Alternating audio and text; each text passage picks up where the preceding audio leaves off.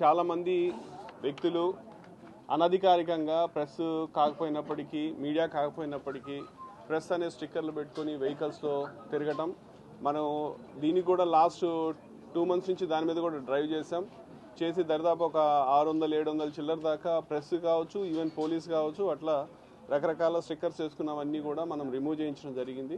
So ఆ రోజు మనము మాట్లాడిన తర్వాత యూనిఫామ్గా తిరుపతి పోలీస్ నుంచి పాత్రికేయ మిత్రులందరికీ కూడా ఒక కైండ్ ఆఫ్ స్టిక్కర్ ఇచ్చినట్లయితే అది అందరికీ కూడా అనువుగా ఉంటుంది. ఈవెన్ మా పోలీసు కూడా చూసినా కానీ పలానా వెహికల్ ప్రెస్ అని మనకు ఐడెంటిఫై చేయడానికి వీలుంటుంది.